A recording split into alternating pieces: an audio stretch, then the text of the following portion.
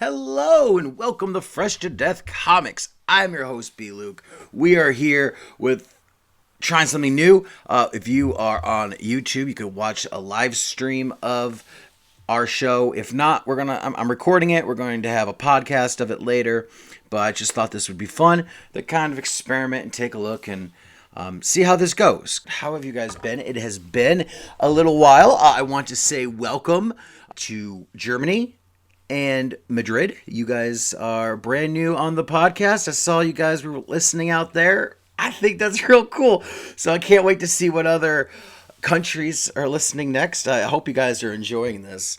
But we are live, doing a live show. So this is exciting. We have a lot to talk about. Sorry I missed out on the show last week. I was gone. My uncle passed away. Kind of out of the blue, kind of didn't really see it coming. Like, I knew he was sick, but gosh, it was an event to say the least. Gosh, I don't even know where to start, because, I mean, with COVID, you can't do anything anymore. There's limited numbers, you can do things, and I don't know. And then you get fights with everyone because they don't want to wear masks, and they do, and they don't. It's awful. And unfortunately, that's how my family is. So, yeah, so my uncle, the thing that got me, like, it was sad, it was really, I'm just, like, grief, I guess you will, and it didn't really hit me till my uncle is a magician. So during the we call it a celebration of life in my family. So we go there, we celebrate. There's music, there's a slideshow. We had a preacher who gave this hell-bent sermon that if you do not believe in Jesus, you will never see my uncle again.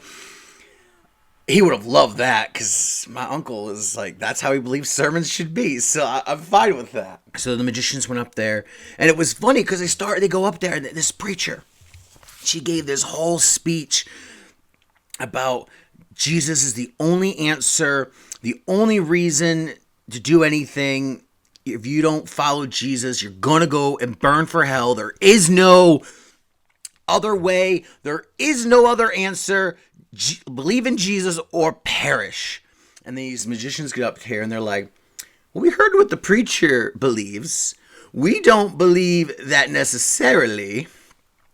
So we don't know what happens when you pass away. And I just felt the whole room, because it's a lot of my family. That's what they believe. And I felt in the room them going, no, this is not the way it is, sir. This is not the way. This is not how it goes. This is not how it is. This is wrong. And so they give this whole speech. And at the end, they go, in remembrance of him, we're going to break this wand. They take the wand. And we just go like, just snap. It's broken in half. And I am not devastated, but like, it just hit me hard. If you've seen Harry Potter, it was very similar to like Sirius Snape. My heart just broke, and I was like, oh no, like, that's my uncle. Like, it was really, really tough. So, and of course, what happens this week is it's all death books. We got the death of the Justice League. We got Odin's funeral. You got the TMNT, the Last Ronin Ninja Turtles story. So that's why this episode is the death of everyone, because apparently we all should be talking about death. So this is literally Fresh Death Comics. We're going to be talking about the death of a lot of these comic books this week. So let's just start it off with the death of the Justice League. That was the book I was most excited about. So it's just the death of the Justice League. And like you see, like the death is all with their pictures inside of it. But it's one of those acetone covers. So you do it. And then you have the death of Brian Bluke, the death of the Bluke phenomenon. But no, inside of it is just a picture of everybody. And it's beautiful. So I don't know. I just really like this cover. Probably one of the only things I liked. Because this book is not a surprise. This is all you need to know. Now, I'm behind on my DC books. It's hard to get caught up, so I don't know. A lot's been going on. So apparently this Justice League Incarnate's been going around trying to stop this real bad guy. His name is Farah. And that's what it looks like. You know, not an impressive bad guy, but he is this villain. And he's powerful, too. Like, I didn't expect him to be this powerhouse. And he's created his own Justice League of Evil. And he is now prepared to take down the Justice League. And that's what this book is. And it reminded me very similar of the Death of Superman issue. Where we knew it was the death of Superman. We knew it was going to happen. And that's the story. We got what we wanted. We saw Batman die. We saw Superman die. We saw Wonder Woman die. We seen them all die. It's cool. There is no false advertising in this book. It isn't like the wedding issue in the X-Men books, where you're like, oh, Kitty's going to get married to Colossus, and it doesn't happen. But there's another wedding they get instead. No, this is the death of the Justice League, though I don't know how long it's going to last. I see solicitations that the Justice League are going to be back in another book. So I don't know what happened. Like, it looks final to me, but yet they're coming back. So I don't know if time's involved, because the only one who's not there is Barry. I know Barry's doing his own thing. They mentioned that the Flash was somewhere else. But the Flash is kind of the power of the time travel. So, but the way it looked like they were kicking him out of the whole multiverse. So maybe they're trapped in a pocket of the multiverse. I don't know.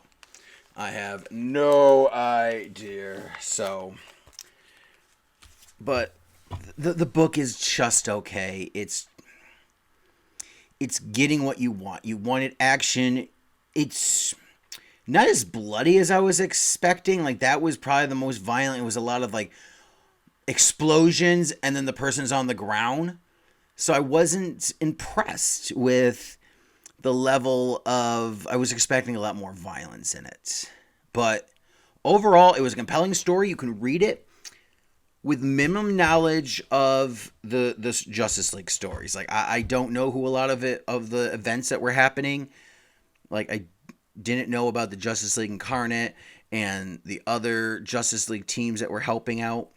But I was able to read it fine. So, new reader-wise, it's a great time to jump on. I mean, it's a gimmicky book, but it worked. It is what it is, and this is the story. I kind of wish they wouldn't have told us it was the death of the Justice League. I wish this would have been like one of the variants that you would have gotten, and it was a surprise that it was going to be the death of the Justice League. Then I would have been like, oh my god, guys, they killed the Justice League!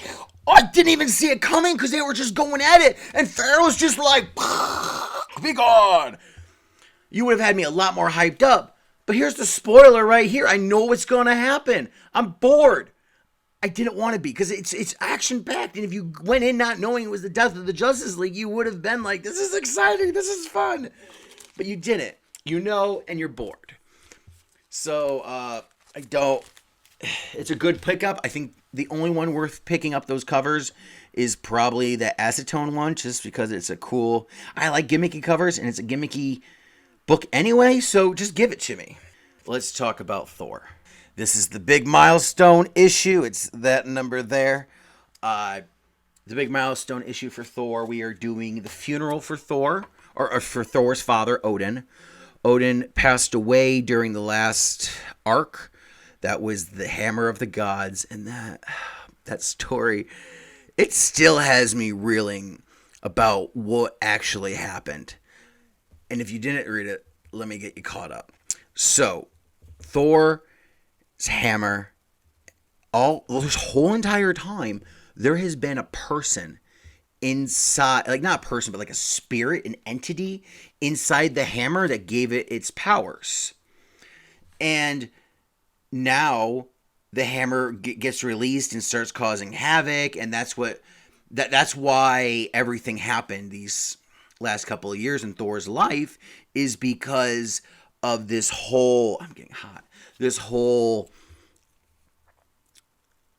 hammer situation. Like, people were picking up the hammers that they should have. They had messed with Donald Blake's secret world that he had and totally messed that up and released Donald Blake. The spirit inside of the hammer, Mjolnir, was just a ruthless, terrible motherfucker. Like, just the worst of the worst. And he escapes and he's like, fuck you all, I'm doing what I want. And starts, like, just murdering people. So it was really cool, this, Odin finally, they fight, and, at the cost of Odin's life. But at the end of the issue, Odin's trapped inside of the hammer. Like, Thor has a new Mjolnir, and it's his daddy inside of it. So I don't know how... So I've been wondering, well, let's get on with that. What happened? Like, I need to know. This issue does not tell you. This issue is a remembrance and a acceptance of... Not acceptance. This issue is just a memorial to Odin. That's all it is. And the only thing cool was there's this book. Thor's like, we have the ancient textbooks, and this tells of all the grand adventures of what's happened in my lineage and of the whole Asgard's rule, because there's only been a few kings. There was, now Thor's king, Odin was before that, and then Odin's dad, I forgot his name, but there's only been 3 kings. So he opens these books and they tell stories of the past lives of, important moments of Odin's life that, Thor's looking through, and he was like, this is a good remembrance. I will tell you, I was thoroughly kind of enjoyed with these stories. They're throwback, so they have no real effects upon our world, but it's just a book of history of the Asgard world, and they could really have made this into some kind of mini-series, or they still could call it the Book of Asgard. Here's tales you haven't heard of, and they got Walt Simonson to do a story that was really good. Jason Aaron's story was good, and it doesn't even take place on Earth like the one for I think it was Jason Aaron's. It took place off-world, so it wasn't even Earthlings Odin was dealing with. It was just, years before Earth had been born. And I know with that Avengers BC book that's coming out, they're going to be addressing that, and his adventures of in the BC era. But like, that could actually be a book. But that's all this book is. It's just a remembrance of. Basically, this book is a issue 0 to some kind of event book, if you will. Like I said, this is a live, unedited show. So, if you're listening on the podcast, you don't get to see this part. I cut this part out. Because it's just me going to smoke a bowl. That was Thor. The ending, though, is leading up to the Banner of Hulks. Now, I believe we talked about Hulk last time and this whole, he's controlling the body. But I think that this world that Donny Cates made the Hulk live in, and when they're messing with all the things, like there's this shifter thing to give Hulk more power, and they're like, we're raising it past its limits, and he's facing all these, his mind's facing all these things. We don't know really where this was. I was just expecting it to be some kind of dream world. I have a theory that it's taking place on Valhalla, that somehow they've gone and tapped into the underworld, and that's where Hulk's living, that he can control it and mess with it and put different creatures in it to mess with Thor. I don't know, because Valhalla's broken open, and it looks like the Hulk has just gone rampage through it. But it could have been Titan as well. Maybe that's where Titan was hiding, and now he's been released upon the world. But I don't know. As Valhalla's gone, and that's why he's in the hammer, is because Valhalla's gone. Odin had nowhere to go, so he was like, shit, I'm going back in. I'm going to go in the hammer. That seems like a good place. I'll be a hammer. And that's where he ends up. Let's have a moment of silence for the Ninja Turtles. Speaking of deaths, speaking of last things and last testaments, we have the Last Ronin. the Teenage Mutant Ninja Turtles last event, the end of the Turtles. It's one last turtle story. And I was behind. I didn't read a couple of the issues before this. And then, well, the issue before this, issue 4, it took play. It came out last June. Mind you, it's April now. Almost a year it took to get this final issue out. That's a long freaking time. Like, and there's no explanation either. They weren't like, oh, we don't know why. Sorry guys, the art took longer, or, the paper shortage is part of it. We don't know. It comes out, and that is the only complaint I have, is it took so long to come out. It is a beautiful, beautiful story of the Ninja Turtles and what happened. I mean, no one lasts forever. Nobody, everybody has their time. And this story, I really like. And if you've been reading it, so the first issue is kind of like the death of Raphael. The second one's like the death of Leonardo. The third and fourth one's like the death of Donatello. And this one here is just, Mikey's just left. He's got to fight the one last person. He's got to fight Shredder's grandson. So amazing. And the art, if we can just talk about it for a moment, is just amazing. There are no complaints about it. The only complaint I could have is the epilogue was not needed. I know in comic books you always have to continue something and always have, the publishers like, well, we need to have room for growth, or maybe you as an art, maybe you yourself don't want it to end, so you put an epilogue. The epilogue was not needed. Just take that out. The book was perfect as it was. Just leave it that way. It's great. Casey Jones, she is so cool. She is the daughter of April and Casey, so it's like this. I finally got what I've always wanted. I was like, I wonder if they will, because they're always, will they, won't they? And here they are. It happens, and it's really cool, and I really enjoyed this book a lot. I keep on saying I enjoy the book a lot, but I'm not giving depth and emphasis of why. And it's just the story. I like that it is the first issue dealt with how would Raphael die. Of course, he's going to go rushing in with his size, going, let me go stab everyone, that's what I do. While everybody else is like, oh no, we got to be nice and calm and collective and not think things out. And so that's how he dies. He gets murdered by the hand because he just rushed in and everyone started getting at him. You're not, like... So, I hate that he's the first one to die. It breaks my heart because he's my favorite. And then you have the second issue... second or third issue. I was reading them together, so some of the two of them go together. However it goes. So then you have Shredder's grandson goes, listen, let us all go to Japan and we will settle this, and we will make sure that we have. Come to Japan because we want peace. Is what they want. So the Turtles go, well, we want peace, so Donatello go to Japan. Why Leo and Mikey and April are at home. While they're at home, Shredder has attacked the house, and Figatoad blew up the house, and so that's how Leo dies. Though we don't see Leo die. I will say that. We see his broken sword. So, in the words of Hans, we have a death rule. No body, no death. No body, no blood, no death. I saw no body. I saw no blood. So that means no death. So Leonardo, in my mind, is still alive. I did not see that page. But according to this, he's dead. So is Casey Jones. And then April, she lost her right arm and then her left leg. I don't know how that happens, but that's how it happened to her. That was weird to see her, like she's got this robot arm and she's like, hello, let me just attach all my parts because I'm just... So that's how he died. And then in Japan, Shredder's son is like, oh, have you talked to your sons recently? Because you're going to die.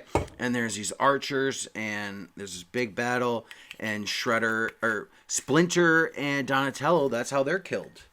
And that one hurt to read. Like, I can't imagine, like, all of a sudden you find out, oh, hey, your whole family just died. Because they don't know what happened. You know, here they are going, oh, have you checked on your family recently? So they think, oh my God, everyone we know is dead, is gone. You know, and they pass away. And then in this book here, I'm going to put a little spoiler warning right here. So for the next half a minute, we're going to give a little bit of a spoiler. So give yourself some time. Here we go. I'm going to start it now. So lower your volume.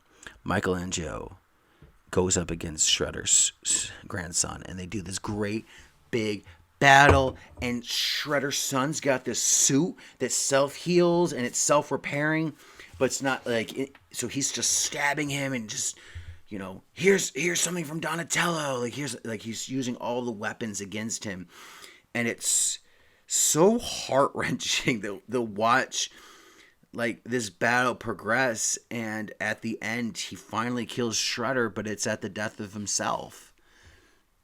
Like it's the last turtle story. So all right, so end with that spoiler.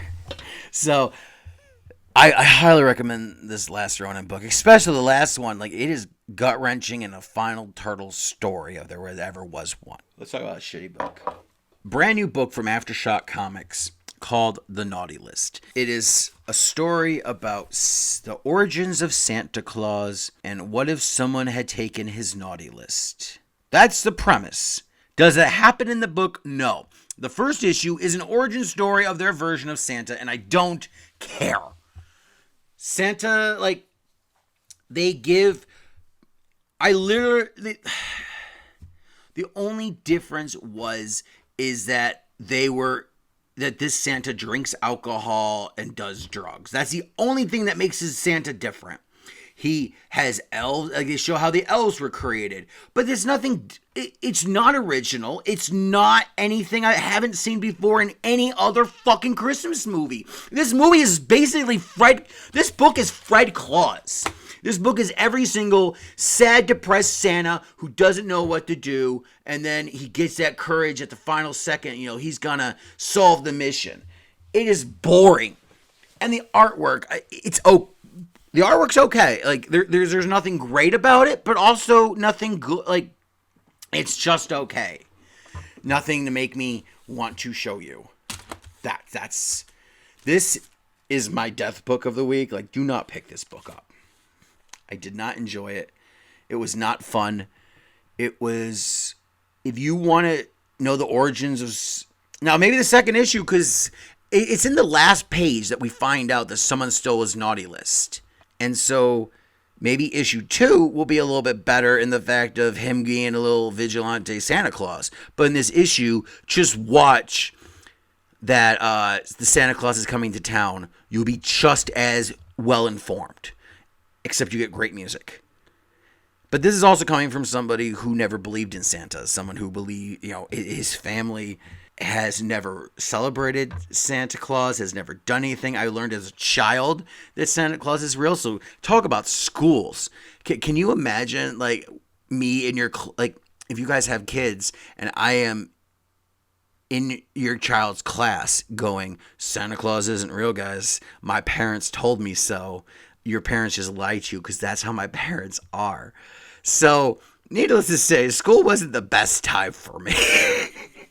but nevertheless, that's where I'm just telling you that to let you know where I stand on Santa Claus. That I care so little about Santa Claus. Like, I picked it up because Amy likes Santa, and we've been talking about it in the house, because I kind of don't give a shit about Santa. Like, why the fuck do we celebrate a guy who breaks into your house, steals your cookies and milk, and leaves a shitty present? Or a good present. I don't know what Santa leaves you. I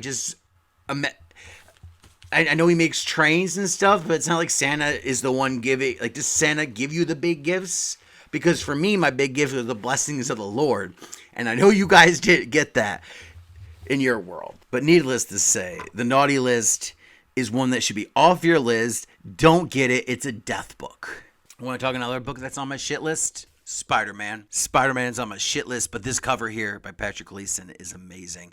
It's Patrick Gleason put out one of the best covers that is a regular cover price for Spider-Man. I was like, when I saw it, I go, oh, this must be the rare variant. This must be the 1 in 100. This must be whatever. But no, it was just a regular cover, and it blows my mind because the artwork is too good. Patrick Gleason, you have outdone yourself, sir. This is probably one of the best covers I have ever seen. Details on this.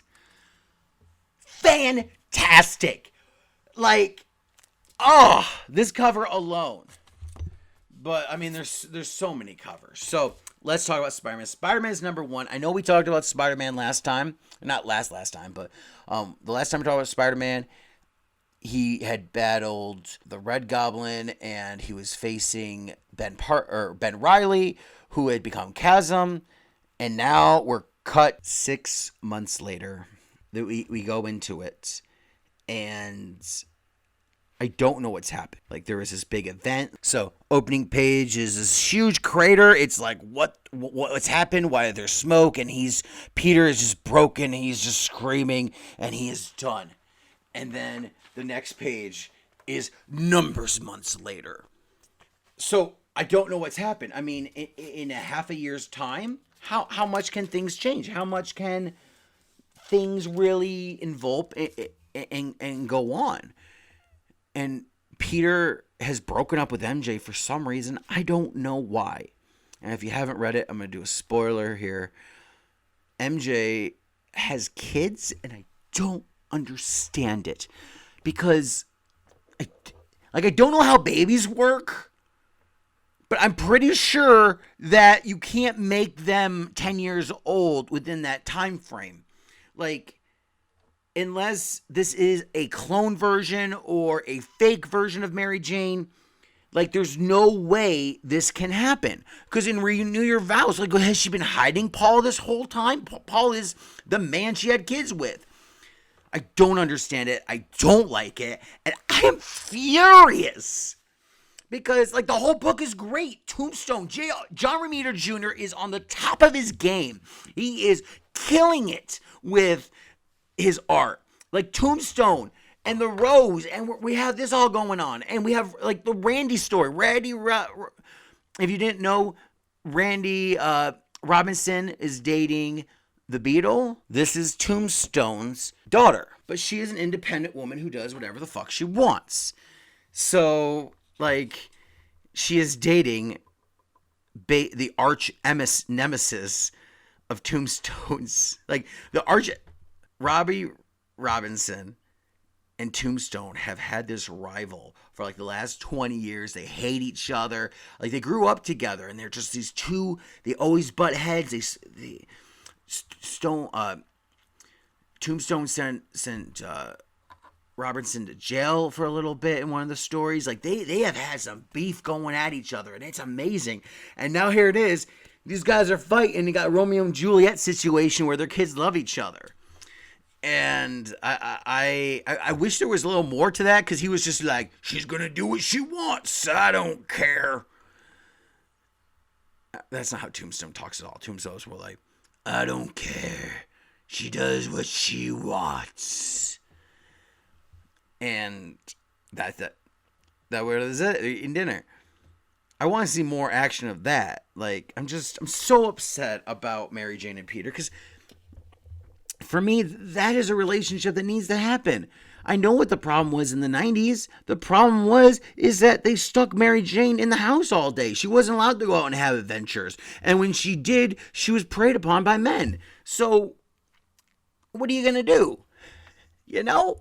So that's my problem with having Spider-Man and Mary Jane be separated, because they're meant to be together.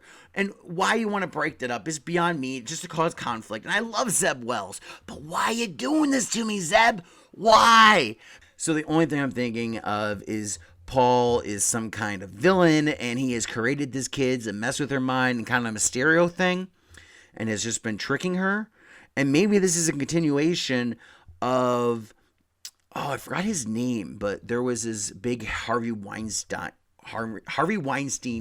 type character in the comics who was attacking Mary Jane and ruining her life. Like, it'd be cool to see that this is a continuation and a fulfillment of that story, because honestly, we didn't really get any conclusion with that. It was just like, well, he's big and powerful, we just gotta let him be, and hopefully he'll leave us alone sooner or later, and he did.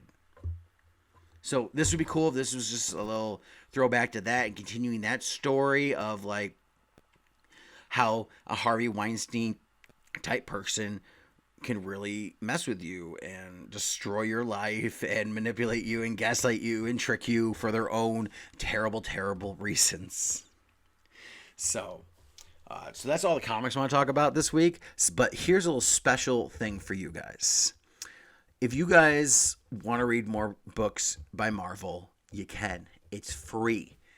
Inside of these books, they used to give out codes, and I was going to give them out here. I know I've given out a few of them over the years, as free little things like, oh, who wants a free giveaway? And I was going to give out more, but they don't allow you to.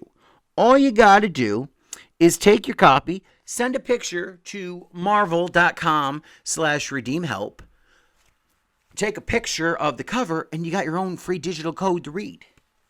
So if you don't want to read all these titles, if you want to see what I'm talking about with SpiderMan, you can read it for free. Just go to your local comic book shop, take a picture, and you have, I believe it's a month. Let me double check. I believe it's a month to get it in and take a picture of it.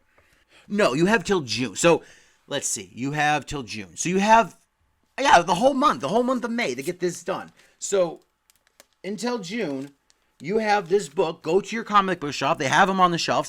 Take a picture of it. And then just send it to Marvel, and they give you a free digital code. Just like that. That's how easy it is. So any title I talk about, if you don't know where to jump in on comics, look at the number ones, and just take a picture of it and start into it. Every number one should be new reader friendly. And I try to read all of them to tell you whether or not they are or not. This Spider-Man issue is new reader friendly. You can kind of, if you haven't read Spider-Man before, you'll be okay jumping in here. They give you all of the background exposition that you need. So me reading it going, oh yeah, I know that. And as a brain injury, it's kind of nice to get those reminders. But they're for you. They're for their new readers. So for me, I have no problem seeing where he's talking to someone like, don't you remember that you robbed us a few months ago? When you were saying that you were evil under someone else's spell? Oh, yeah, I was. It was a terrible time. And they say, see Spider-Man this issue. That's helpful because maybe you didn't realize that was the same person. And as a new reader, I want as many people to jump onto this book as possible. I want more people to read comics because comics are fun. And when you make a fun book like this, besides the Mary Jane thing, it's great. I love the mystery that's going on with Tombstone.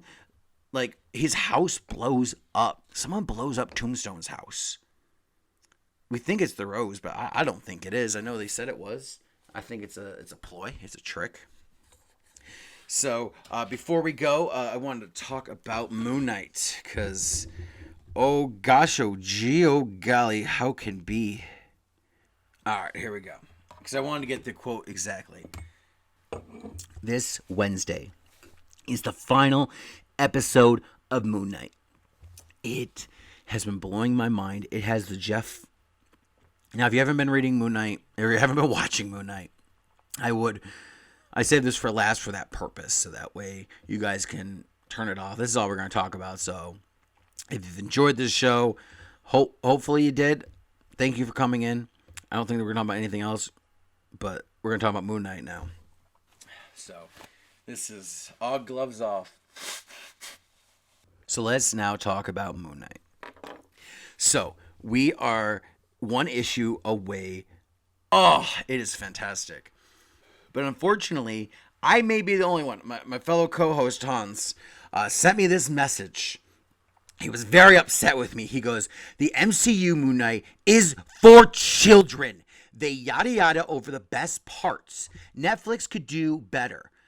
I'll need to watch John Berthel's Punisher in order to cleanse my palate of this nonsense.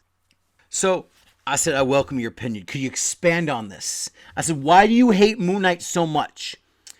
Here's exactly what I said. I said, I welcome your opinion, sir.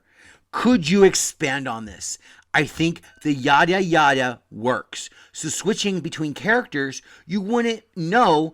I'm assuming you're talking about switching between the violent parts. And he goes, you're correct. The time lapse worked correctly, but for a moment. But I am not afraid of Moon Knight, and I absolutely should be. Show me there is no line that they won't cross to get shit done. Don't just tell me about it. And show me why. I am not afraid of Ganishnu either. To its detriment, the story is currently lacking an origin for Mac and Gishnu.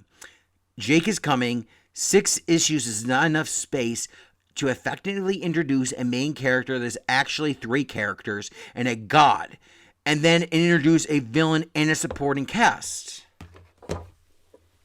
God damn it, Ahaz.